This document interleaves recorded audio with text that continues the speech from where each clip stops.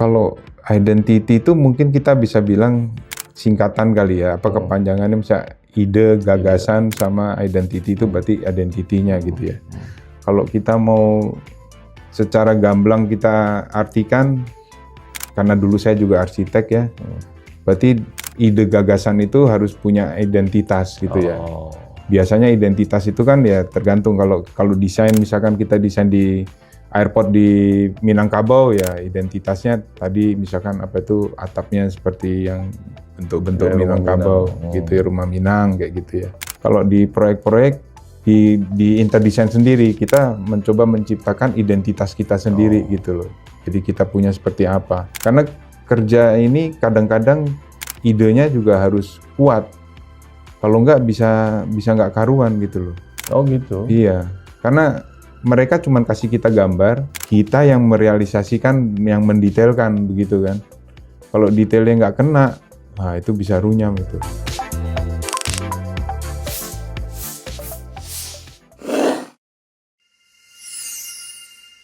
Selamat datang di Journey Talks, podcast kolaborasi Proportio bersama Home Story di Indonesia Design Week 2025. Terima kasih kepada Home Story atas ruang inspiratif yang diberikan. Hari ini saya juga kedatangan Bapak Andi Iskandar. Selamat datang Pak Andi. Terima kasih. Iya, terima kasih Fernando sudah diundang. Oh ya. Ya. Bisa sedikit sharing latar belakang seorang Bapak Andi Iskandar, bagaimana terus kemudian sampai yang banyak sebagian orang kenal ini kan membesarkan interdesign sampai sebesar ini. Mungkin mulai dari kuliah dan perjalanan karirnya itu. Oke. Waktu kuliah dulu tuh saya sempat magang ya sebelum lulus tuh ya. Jadi sempat magang sama asisten dosen Pak Hendra. Jadi itu pertama kali pengalaman kerjanya ya. Oke, terus habis itu setelah lulus kerja di dunia karena merasa kurang berbakat gitu ya. Dalam segi desain gitu kurang lebih lah. Jadi mencoba di bidang yang lain seperti menjadi sales gitu ya, atau technical product gitu. Itu saya ngelamar di perusahaan, nggak usah disebut namanya mungkin ya, tapi kurang lebih mirip dengan yang sekarang ini gitu loh.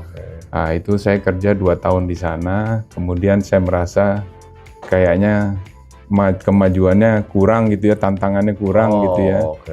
Akhirnya saya sekolah lagi tuh. Lanjut? Iya, karena pada saat itu gimana ngomongnya ya, dunia perbankan itu lebih menarik. Orang sering gembor-gemborkan, wah lebih hebat apa segala macam. Oke, saya kuliah lagi, ngambil S2 untuk di bidang financial gitu loh, marketing dan financial. Di mana? Di Australia. Ya, jadi udah setelah itu 1 tahun lah, kita ngambil yang ngebut tuh. Karena duit juga terbatas, jadi kita ngambil yang ngebut. Balik lagi, ada beberapa tawaran, saya masuk, tapi nggak sampai 3 bulan saya keluar. Saya karena diwawancarain dan diterima di perusahaan yang tadi financial institution, gitu di Bunas. Nah, akhirnya kerja lagi di sana 2 tahun sampai saatnya Krismon. 98 atau 97 nih? 98 dong, 98. Nah begitu Krismon, boring juga nih. Nggak ada kegiatan? Kegiatannya cuma nagih duit. Jadi orang hutang, kita tagih gitu ya, mobilnya kita ambil atau apa segala macam lah gitu loh. Jadi kerjaannya berantem terus, yang tadinya kita ngasih funding ke orang berbahagia gitu ya, kita approve dia seneng gitu, tapi kalau ini yang ada kita nagih, berantem terus gitu loh. Jadi akhirnya saya memutuskan, ya waktu itu dapat tawaran juga dari perusahaan yang sekarang ini, Interdesign. Tawarin bolak-balik berapa kali, kita ke tempat dia, perkenalan dengan foundernya juga. Akhirnya saya masuklah ke Interdesign. Itu permulaan masuk tahun 98 ya. Kurang lebih Mei 98. Oh itu happy dong, berarti lagi krisis, there's a new job. Iya, dari krisis. Founder itu bilang sama saya bahwa 2 tahun kamu nggak ngapa-ngapain pun kita bisa bayar, ceritanya begitu. Ya. Jadi pindah lah, karena sono udah terus terang, aduh berantem terus sama orang kan. Ya capek juga. Pernah di BAP juga gara-gara ngambil mobil orang, padahal itu mobilnya kita, dia nggak bayar. Stres dong itu mah, begitu mah hidup mah. Maksudnya kita harus menyelesaikan tugas, tapi kan di lapangan nggak semudah itu. Stres. Apalagi nunggu dikeluarin satu-satu kan itu kan. Timnya kan kita dikeluarin satu-satu itu. Penghematan kan. 98 kan pada saat itu kita bisa lihat. Pada waktu saya pindah juga pertama kalinya cukup stres juga. Karena kalau kita mau ketemu arsitek itu macam-macam. Ada yang kerja dari pagi sampai siang pulang. Ada yang kerja Senin, Selasa libur, Rabu masuk. Seperti itu gitu loh. Proyek nggak ada.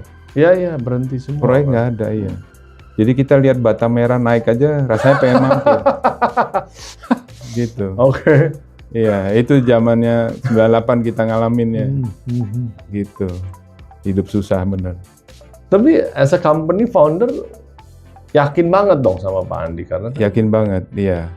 Karena pada saat itu mereka sudah punya MOU sama perusahaan Malaysia.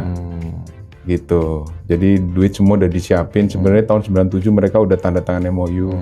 Nyari orangnya nggak ada. Yang bisa bantu sales bergerak ya. Baru ketemu akhirnya. Ketemu saya. Nah, itu juga proses berapa kali ketemu gitu loh. Karena saya juga mesti meyakinkan diri sendiri juga kan. Begitu. Itu skill ada kan? Skill ada, karena kan itu perusahaan mirip dengan perusahaan yang saya masuk dulu kan. Persis lah, jadi kalau bisa dibilang kompetitor ya kompetitor. Begitu. Terus kemudian 98 terus mulai berjuang. Ya pindah nih ya, pindah ke sana kan. Nah tadi kan setelah pindah, karena sudah ada MOU, itu perusahaan yang di Malaysia itu bergerak di bidang mirip-mirip gitu ya. Tapi kita pakai dia punya knowledge di bidang di luar gypsum gitu loh. Misalkan mereka punya produk metal ceiling, punya toilet cubicle, ya terus kursi, seating gitu ya. Jadi pada saat mereka kita kerjasama sudah bisa lari cepat lah gitu kurang lebih lah. Walaupun proyeknya di Krismon itu susah dicari kan. Itu satu. Jadi perusahaan saya pikir sudah agak siap gitu ya. Kemudian kedua, karena proyeknya di Indonesia juga jarang, kita ngirim ratusan tenaga kerja ke Dubai.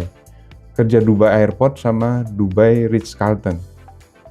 98 itu? Iya.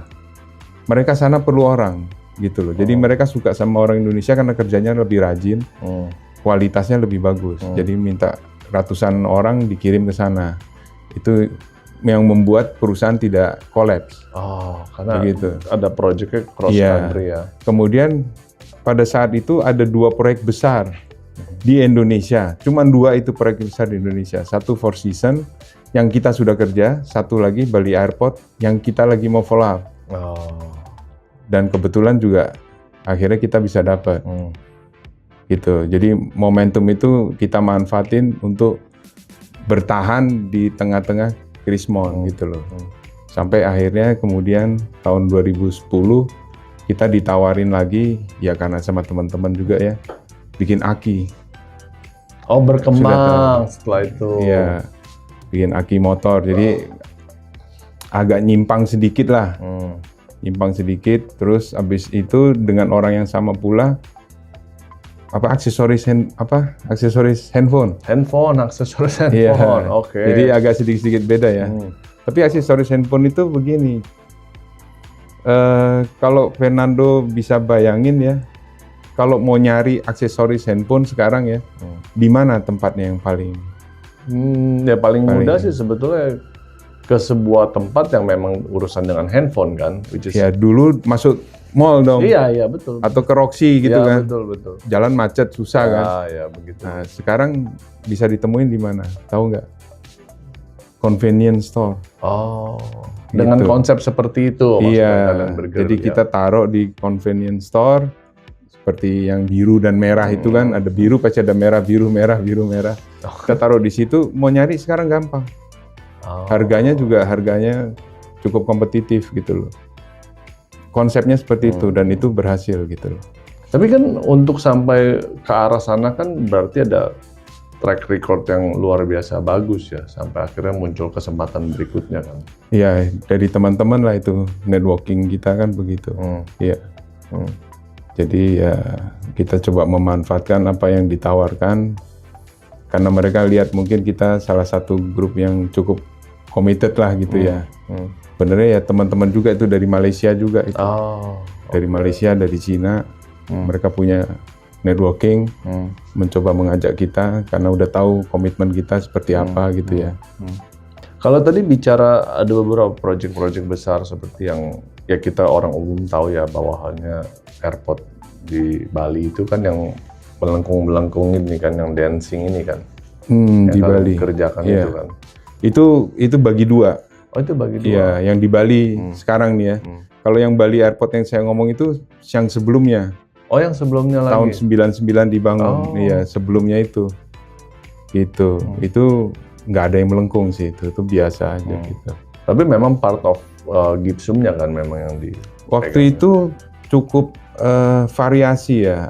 Antara gypsum ada, armatur lampu ada. Jadi kayak satu paket desain gitu ya. Ada aluminium cross-nya gitu, kemudian ada akustiknya, gridnya, lampunya, armaturnya, dan sebagainya gitu jadi satu paket gitu loh. Nah itu ya saya waktu itu juga masih pemula, jadi disuruh bikin itu agak sedikit bingung gitu loh. Tapi kuncinya waktu itu begini ya, karena Interdesign sudah cukup lama eksis ya. Di proyek Four Seasons juga ini apa jalan itu Takenaka. Oh iya, Four Seasons 4 tower ini kan yang dekat danau situ kan? Pada saat itu yang dijadiin 2 tower. 2 towernya cuma di cladding dibungkus, dalam nggak diisi karena duitnya belum ada. Takenaka dan kawan-kawan. Terus yang di Bali ini kebetulan Takenaka JO juga. Jadi kita datang ke yang di sini nih cukup senior nih, yang di Takenaka, yang di Four Seasons. Kita datang, kita minta rekomendasi. Biasanya orang Jepang kalau nggak suka dia nggak akan rekomendasi ya. Betul. Terus kalau dia rekomendasinya dari senior, biasanya itu juga sudah menandakan levelnya. Kalau dia mau rekomendasi, berarti ini perusahaan boleh dipercaya ya. Kurang lebih seperti itu. Kita datang bawa kartu namanya dia di baliknya tulis bahasa Jepang itu, kita juga nggak tahu ini apa artinya. Dulu belum ada Google Translate ya. Jadi kita nggak tahu, ya udah kita datang ke Bali. Saya sama partner saya datang ke Bali, si Pak Leo itu. Datang, kita serahkan kartu namanya. Kita bilang kita mau ikut proyeknya. Kita ketemu sama proyek direkturnya si Fukamizu waktu itu di proyek. Nah terus dia bilang ya udah kamu urusan sama QS-nya lah kalau nggak salah ya, yang biasa ngasih itu ya. Kita ketemu, terus dia bilang, proyeknya udah lama jalan nih, dia bilang begitu. Saya cuma punya karpet untuk kamu kerjakan. Saya bilang, saya datang ke sini bukan karena saya bukan tukang karpet, jadi saya nggak bisa kerja karpet. Ya jadi saya kalau nggak dikasih yang ini, saya nggak akan pulang. Saya bilang begitu. Modal nekat aja gitu kan, nggak pulang. Mungkin dia kasihan juga kali ya, udah datang jauh dari Jakarta. Akhirnya dia kasih saya gambar, tapi dengan syarat 2 hari harus kumpul. Maksudnya kasih harganya. Pada saat itu variasinya begitu kan kita susah. Begitu banyak juga variasinya. Variasinya susah kan. Jadi mau cari tahu harga ini, misalkan produknya mesti produk A gitu ya. Kita pegang B kan kita susah nyari harga A nih. Udah, terus kita ya udah cuek deh, kita kerjain di hotel. Saya nginep di hotel situ, kita kerjain berdua. Keluar masuk penawaran, terus dia panggil tuh besoknya. Marah dia. Ini harga kamu maksudnya keterlaluan gitu. Ini mahal banget, dia bilang begitu. Harganya mahal banget, dia bilang. Terus tapi nggak tahu, terus mungkin ya ini jalannya gitu ya. Ya udah kita ketemu, dia bilang gitu. Saya coba kasih kamu ancer-ancer supaya kamu bisa, maksudnya kalau ini bisa bertanding lah gitulah. Ya harganya biasa kan kalau itu kan suka ada petunjuk-petunjuk seperti itu. Betul. Nah terus saya datang lagi, ketemu, coba diolah lagi, harganya kemana sampai mana, kita masukin. Nah begitu kita masukin dipanggil sama orang Jepangnya. Oh, oke. Disuruh bikin mock-up, cuman 1 minggu. Jadi karena memang sudah pada orang-orang tuh semuanya udah pada dipanggil-panggil, sudah pada kasih mock-up, di mock-up itu udah banyak begitu ya. Giliran interdesain ya belum nih. Baru datang ya. Oh. Akhirnya kita pulang bikin mock-up 1 minggu untuk bikin itu, kita datang lagi nih. Kita berdua sama partner saya itu sampai naik di belakang truk itu pegangin mock-up-nya itu. Dari Jakarta sampai Bali? Bukan, dari kita pinjem tempat teman kita satu ruko, kita bikin prototipenya itu, kita masukin truk, kita pegangin, kita bawa masuk ke sana. Sampai ke sana dilihat sama mereka, dimarahin lagi. Ini mock-up jelek ya, kan orang Jepang. Jelek ya, saya nggak bisa terima ya, dia ngomong begitu. Tapi sekali lagi, ya mungkin jalannya juga, anehnya tuh begitu dia marah, dia masuk ke dalam. Sini kamu ikut saya, dia bilang. Ikut, ada mock-up sudah rapi, punya orang lain gitu ya, punya perusahaan lain udah rapi. Chef, kamu bikin seperti ini. Kamu liatin, kamu pelajari, saya kasih waktu 2 minggu. Seminggu dia bilang, nggak bisa, saya perlu waktu 2 minggu. Saya lihat kan, oh ini perlu cetak. Extrusion itu kan lama kan. Kalau sekarang extrusion itu bisa sebulan. Bulan produksinya, aluminium extrusion. Oh gitu cepat? Lama justru gitu. Itu. Dia kan minta seminggu. Oke. Saya minta 2 minggu. Akhirnya terus kita pulang lagi, saya copotin 1 boleh ya, saya bilang. Saya bawa gitu, saya copotin, bawa ke Jakarta, saya kasih ke beberapa orang, potong kecil-kecil, mau bikin seperti ini, siapa yang paling cepat, dia yang saya pakai gitu. Tapi semuanya saya bayar. Akhirnya ada salah satu yang bisa dalam waktu seminggu lebih kumpulin gitu, akhirnya kita bikin mock-up, berhasil. Berhasil, akhirnya kita bisa dapat proyek itu gara-gara perjalanan seperti itu. Gitu. Jadi putar, akhirnya memang tuntutan kualitinya tinggi ke Jepang ya. Pada waktu itu Takenaka cukup ya. Sampai sekarang juga masih sama. Kamu bisa lihat dari itu ya. Mereka punya konsistensi disiplinnya, mutu cukup ini. Dan itu berarti berapa lama itu project? Project itu berlangsung hampir 2 tahun ya. Gitu loh. Jadi pada saat perjalanan kita diterima itu, saya nggak punya siapa-siapa tuh. PM juga nggak punya, apa nggak punya. Semua. Akhirnya saya jadi PM di sana, standby di Bali, sampai proyek selesai. Dan begitu standby di Bali, orang Jepang itu kan suka ya mungkin ya. Jadi dikasih ini lagi, kasih ini, jadi enak proyeknya, omsetnya jadi double nilainya. Kurang lebih gitu. Ya memang orang akan teruji ketika dikasih kesempatan sekali ya, memang teruji ya harus terus dikasih kesempatan. Kan? Ya mereka lihatnya begitu gitu. Lihat 2 anak muda ini ya pantang mundur ya dan bisa perform. Nah, begitu mungkin mereka lihat seperti itu. Dan kebetulan terus saya juga di situ. Jadi saya kawal terus sampai hampir 2 tahun lah. Hampir 2 tahun di situ. Terus habis itu pulang setelah itu cari proyek-proyek lagi. Pada saat itu ya udah Krismon sudah hampir lewat ya kita cari proyek-proyek yang lain. Seperti itu. Jadi kebanyakan kita cukup terkenalnya di airport ya. Kayak seperti T3. Oh iya, Soekarno-Hatta ya T3 ya. Ya T3 itu kan dari membran tuh. Itu kita bisa bilang volume terbesar mungkin di dunia ya, mungkin karena saya udah ngelacak nggak ada lagi yang sebesar itu, kira-kira 140.000 meter persegi stretch membran gitu loh. Itu pertama kali waktu kita dikasih kerjaan itu, permintaan mereka lebarnya kan mesti 2 kali 3 meter.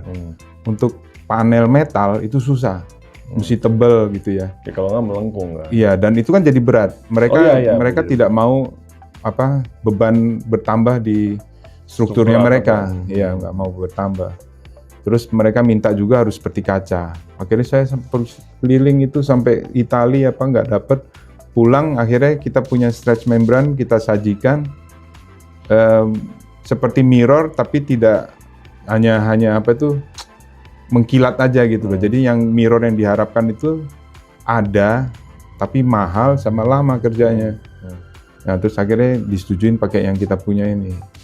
Nah itu kerjanya juga cukup menantang itu. Karena kalau proyek airport tuh biasanya waktunya yang nggak ada. Ya, harus cepat operasi. Waktu sama mutu. Waktu sama mutu kan bertolak belakang. Waktu mau cepat gitu ya. Tapi mutunya bisa jadi ini kan terimbas kan. Ya pasti.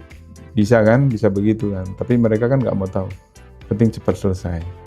Tapi akhirnya ya kita bisa 1 kilometer tuh kita bikin dari ujung ke ujung untuk bikin itu lurus, nggak gampang gitu loh. Tapi kalau kerjaan plafon kan leher kita jadi kuat ya. Iya. Jadi sombong kan orang. Dongak terus. Iya. Jadi kalau ngelihat ke atas ya, kalau ada proyeknya dulu kan gitu. Makanya kita mulai dianggap sebagai salah satu subkon airport itu karena proyek ini gitu. Habis itu berlanjut. Tapi yang di terminal T3 itu kan ada sedikit perubahan memang dari awal. Maksudnya dari rencana awal karena keterbatasan material dan waktu kan akhirnya kalian ubah itu kan.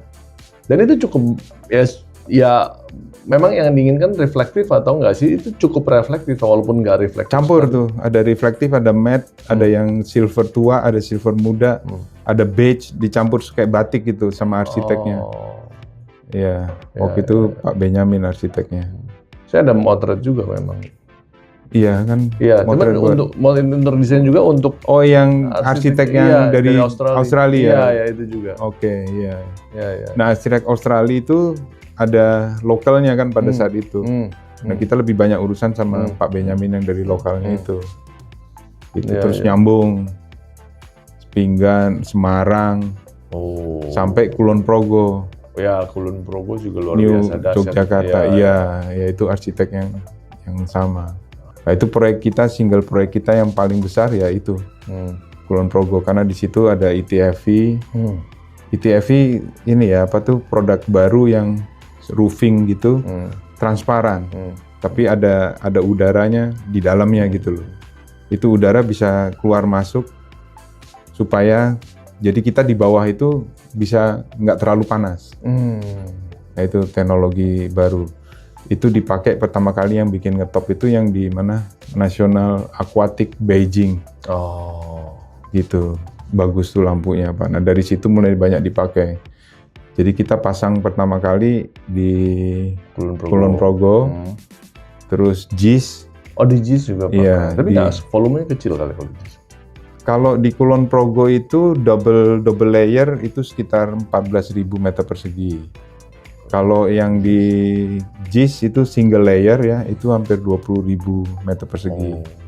Nah, terakhir di BI Dome itu, BI Millennial Dome.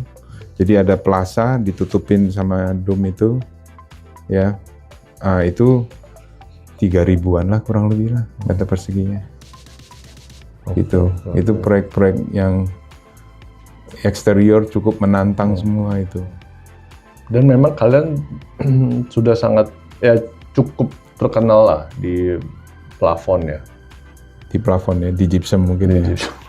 Tapi ya tadi sedikit menyinggung dengan beberapa merambah another business tuh, kalau secara head operational itu melihat tuh sebenarnya lebih menyenangkan yang bisnis mana sebenarnya? Begini ya, jadi sebenarnya kita punya background atau basic itu kan gypsum. Jadi kita punya base juga langganan kita corporate gypsum juga gitu loh. Customer kita customer gypsum. Jadi itu nggak boleh dihilangkan gitu ya. Jadi kita tetap ke situ. Cuman secara natural kita mulai bergeser gitu loh. Jadi tadinya gypsum 100% tuh mulai berkurang. Metal masuk ya, ITFV masuk gitu, kubikel, kemudian nanti ada WPC yang seperti itu pekerjaan yang lebih gampang, duitnya juga kadang bisa jadi lebih enak dibanding gypsum. Gitu. Iya, karena gypsum itu orang sudah kayak komoditi, dia udah tahu tuh harga merem itu orang udah tahu lah harganya sekian gitu loh. Jadi nggak usah naon-naon ya harga segitu dan nggak bagus kalau menurut saya. Karena kerjaan gypsum ini susah. Dongak terus. Bukan dongaknya aja, tapi mutunya itu loh, jaga mutunya itu loh. Karena begitu karena glancing light, dia ini apa? Kelihatan gelombang-gelombang. Kalau memang yang kalau metal kan kayak ini kan ada metal tuh suka ada kayu begini, kamu mau lihat gelombangnya sebenarnya ada tapi nggak gitu kelihatan kan? Oh iya betul. Kalau ini kamu sinarin dari samping tuh bisa kelihatan tuh garis-garis. Nah itu kalau ketemu yang nggak mau terima, selesai kita. Benerinnya lebih mahal, gitu. Jadi mesti hati-hati dengan gypsum. Tapi itu semua kan terjadi begitu aja ya? Atau memang perjalanan bisnis atau karirnya yang baik adanya sehingga mungkin semesta menentukan yang lebih baik. Okay. Kalau itu kita sebenarnya kan begini, belajar dari pengalaman ya satu. Yang kedua kita juga adaptif terhadap market. Kita lihat market itu condongnya kemana. Kayak dulu kan waktu kita lihat Pak Jokowi bilang 100 airport bakal dibangun gitu ya. Ya kita ngincernya itu, karena itu proyek PSN gitu loh, proyek strategis nasional. Jadi kemungkinan besar untuk dibayar, pasti. Iya, mungkin hampir 100% lah gitulah. Sampai sekarang memang nggak ada yang macet sih untuk proyek-proyek gitu. Itu satu, jadi kita lebih adaptif gitu ya. Kemudian produk-produk juga, berapa arsitek yang seperti tadi TFI dia titip, dia minta kamu mesti bisa bikin ini gitu kan. Kita cariin jalan keluarnya. Nah kalau sekarang itu larinya udah ke data center, Pak. Data center di mana-mana. Proses pembangunan data center ya. Iya. Nah kita di depan dulu. Pertama kali data center besar yang kita bangun, kita ada di dalam. Kemudian produk-produk yang mereka butuhkan, kita juga udah siapin yang duluan gitu loh. Gitu. Jadi kita ngelihatlah market itu kalau kita nggak bisa adaptif, memang susah sih. Tapi kita coba berada di depan daripada yang lainnya gitu loh. Ya begitu, makanya jalurnya seperti itu gitu loh. Ya beda sama yang tadi Aki sama ini ya, kalau itu memang tadi mungkin yang di atas sudah kasih rezekinya dari situ. Teman-temannya, networkingnya kan gitu. Tapi itu kan terbentuk yang seperti kita bilang tadi, bahwa kita punya reputasi juga tidak jelek lah gitu Pak ya. Jadi mereka menginginkan kita yang bawa gitu loh, kurang lebih seperti itu. Terus saya juga ada lihat bahwa kalian kan memiliki banyak kantor ya di berbagai kota besar Indonesia. Harus segitu banyak kah? Maksudnya harus nggak bisa terpusat kah di Alam Sutra? Kalau itu karena apa? Kita nih Interdesign Group ada dua ini ya, seperti kayak divisi, satu contracting, satunya trading. Yang banyak ini yang trading. Yang banyak itu yang trading.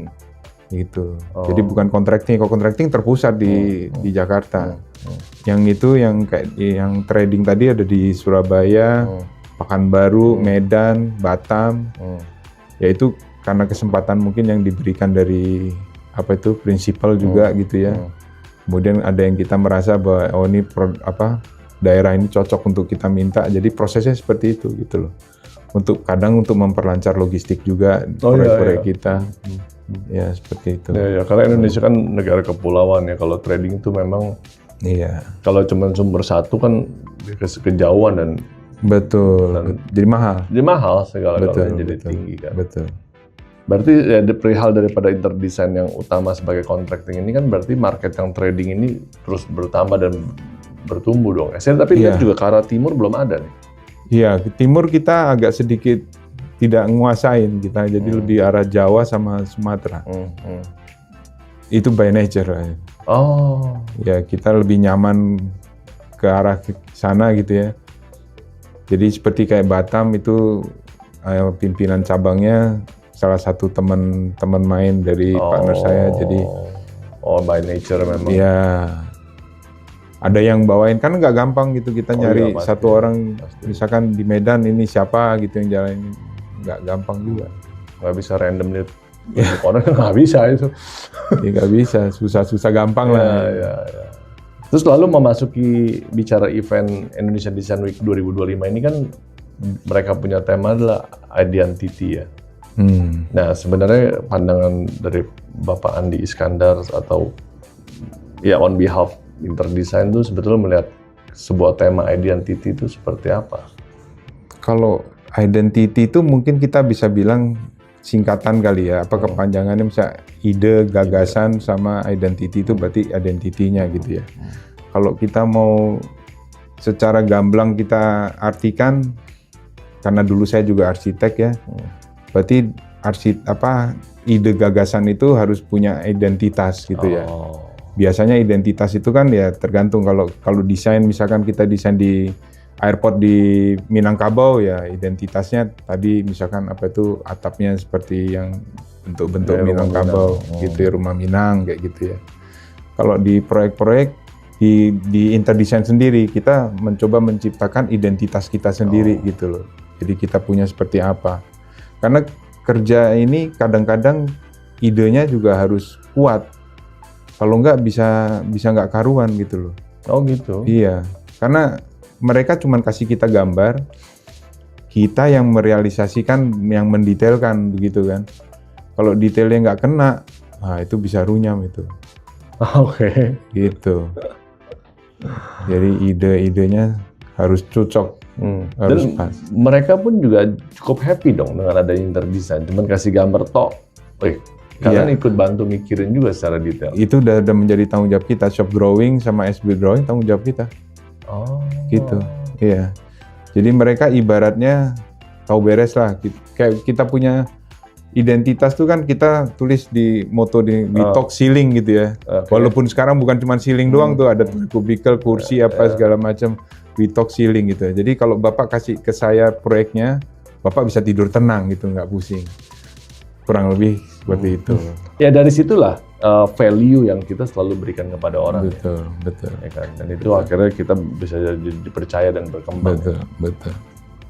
Setelah mengalami perjalanan karir terus bisnis hingga sekarang nih, ada kata-kata apa yang bisa disampaikan kepada para pendengar dengan pengalaman sedemikian jungkir balik?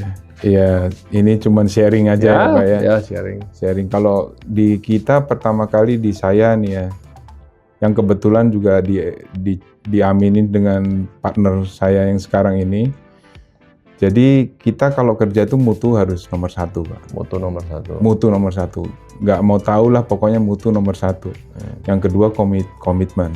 Gitu loh. Komitmen. Jadi kita harus jaga itu dulu, baru yang lainnya akan datang. Dan kita mesti bukan mesti main ya, tapi kita memilih untuk main di level premium. Gitu, bukan yang kasih harga murah, nanti kalau dipanggil suruh benerin nggak datang gitu kan, karena duitnya nggak cukup lagi gitu. Nah, ini kita ladenin terus, mau apa kita ladenin gitu loh, sampai mereka happy gitu loh. Kuncinya itu.